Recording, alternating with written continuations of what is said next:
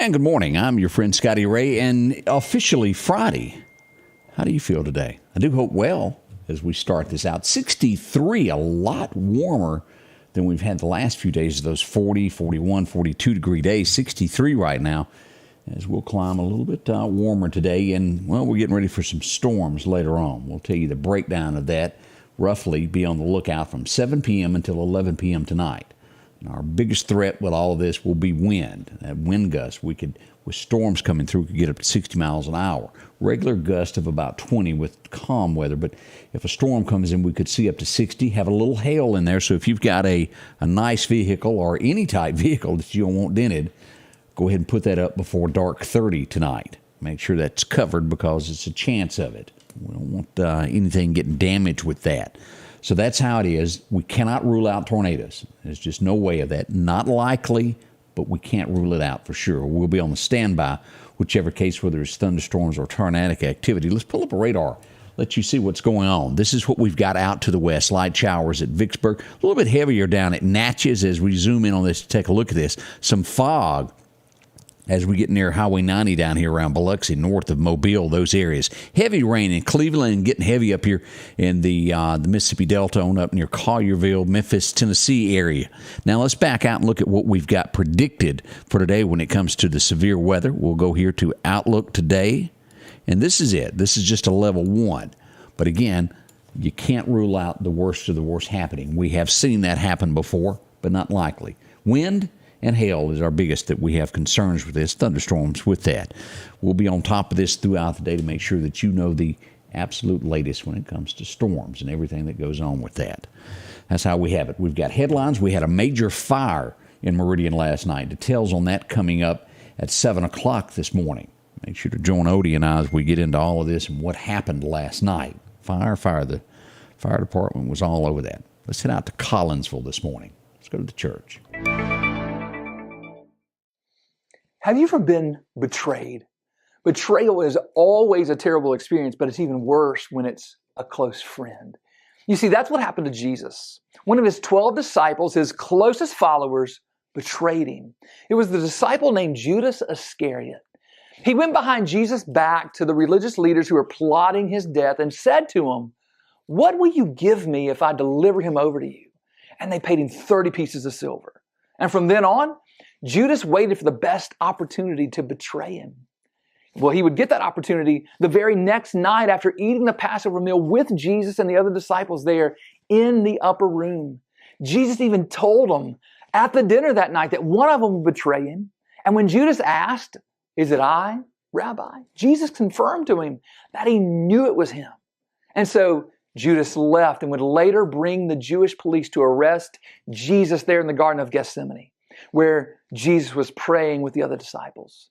He would walk up and kiss Jesus so that the police would know whom to arrest in the darkness of night. And from there, Jesus would be arrested, convicted, sentenced to death, mocked, tortured, and executed by crucifixion. Doesn't Judas just make your blood boil? I mean, for 30 pieces of silver, he betrayed the Lord, Jesus. But let me ask you this one question, beloved. Have you ever betrayed Jesus for much less? Haven't you betrayed Jesus for something way less valuable and fleeting than 30 pieces of silver? To my shame, I have. But praise be to Jesus, there's forgiveness for every betrayer who runs back to Jesus in repentance, faith, and love. Judas wasn't given that opportunity, but you and I are. Make the most of it while forgiveness can be found, and go betray no more. Change begins in you. The Change Begins in You is brought to you in part by Piggly Wiggly of Collinsville, Patrick Allen Companies, Mitchell Tire and Wrecker in Collinsville, and Mowdy Cabinetry. Make your way over there Sunday by 10:30 to Collinsville. They'd be glad to have you come in and have a service with them. How are you? As I see Lamar is up, taking care of Kemper County. How are you today? Corey joins us from the big city of Louisville. How are you today? Good to see you, along with Richard Nelson. LaWanda is up. So many more making their way. As we talked about the weather tonight, the 3-Foot Festival gets underway in the Meridian area. Should the weather become a threat, they will move the outside concerts inside the Temple Theater. We'll let you know as soon as we know more on that here in the next little bit as they make that determination. as we start looking at a few of the headlines across America this morning of what is shaping our nation and where we're headed. Does anybody remember the incident that happened a few years ago with a police officer? As we go back, her name, it was from Indianapolis. Her name was Kim Potter. I remember the lady saying that she went to reach for her stun gun and she accidentally grabbed her gun and shot at someone that were killed. She's been released from prison. She got out. Well, she's going to be released, I guess is the word on that. But let me show you, as we go to Fox News this morning, just to take a look at life has not been good to her while she's been away. Let me show you this picture. On the left, you'll see as she went in to prison, this is where she is now. That's a drastic look. I'm sure she's replayed that moment over and over. Wasn't right. It wasn't in any shape, form, or way. Horrible incident that happened that day. Most police officers will tell you they just don't see how that happened. Everybody I've spoke to anyway. Misjudgment, improper training, I don't know what the answer is on that. But that's in the headlines this morning as she is set to be released from there. Now, this really gets under my skin because someone who wants to make a point, that's fine. This is America. You have the right to protest. Don't you think, Odie? Oh, yeah. Odie's over there saying, yeah, he agrees with me. But when you take it a step further to the American that has worked hard for what they got and you put your ideas and destroy what is theirs, it's not okay. We've gotten to a point where no one is punished, maybe that's the word. No one has to, is the word, stand trial or face their actions. As we see a group, and they're called eco-zealist, whatever that is. What do? Well, they made their way to Boston this week, and they slashed the tires of 43 SUVs because, well, they felt that they drank too much gas and hurt the ozone. What about the replacement of those tires, bozos? I don't get it. Now you've cost someone in excess of probably $1,800 as you slice tires. And they're not cheap, we know that. The bigger, the more expensive they are. It's wrong. These folks should be held accountable and have to pay back every dollar for every tire that they destroyed. Whether an insurance company pays for it or it's out of pocket, they should be held responsible and may do this. If you can't afford to do it, then I would suggest hard time. Work off your labor. That's my thoughts. Now, everybody may not agree with me, but boy, that really upsets me to watch somebody do that. They were in their driveway, not bothering anybody. As we go to Washington, a state that is changing, much like California, it is yay close to where they're banning assault rifles. Every gun that can be found in a store is being bought out right now. They can't keep them. They're real close to being banned. It'll be legal if you bought it before the ban. That's what's going on there in Washington. This is another one of those. Political influence, I think, is the word that should be used here as we go back to that 2016 election. Remember that little rumor of, hey, I've got a computer? You remember that? And it could be the guy running for president's son. And they were going, oh, no, that's fake. It's a guy that was an ex-CIA agent. Ran the department for a while. He was acting director for a while back in, I think he finally retired in 2013. Well, somebody with Joe's campaign contacted him and said, look, we need a little help. We need to squash this rumor. How about you go get 50 CIA agents to say that it's, well, not true. Have them sign this piece of paper. That's what he did. As we're now finding out that, well, it was really legit. It was true. And those 50 signatures wasn't worth the paper it was written on. Always investigate. Don't take these folks' words for anything that they tell you. It can be wrong. It can be misleading, especially during election times. Where there's smoke, there's fire sometimes. Pay attention. Make your own assumptions. What a shame that is. And I guess he said that his reply was, well, I was just trying to help him get elected. Well, you did. Got a guy out of business, lost his entire job over this. Had to move. And he was just right for what he did. Now, this is pretty neat. As we all know, Dick Van Dyke, who often is seen in California headed out, he will go by the bank and cash $1,000 check, $2,000, and go help the homeless, hand out 2, 3, 5, 20s to help people. He's going to be back acting again, believe this or not. Headed to his first time for this, Days of Our Lives. He's going to do a cameo appearance, and be a guy that has amnesia on Days of Our Lives.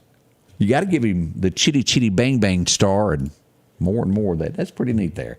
Larry Elders, who didn't make it as governor, he tried to run for governor. You know who I'm talking about?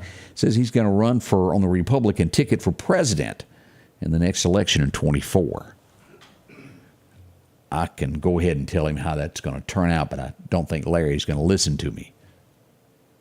The writing's on the wall. It's going nowhere, but he didn't ask me, but I thought I'd give that. DeSantis or DeSantis? How do you pronounce it? DeSantis. You say DeSantis? That's what Odie. Let me see here. Let me show. We'll show. Where is Odie over here? Look at that. There's Odie. He's kicked back. Chilling out. Oh, we got a crooked camera over there. We'll get that fixed.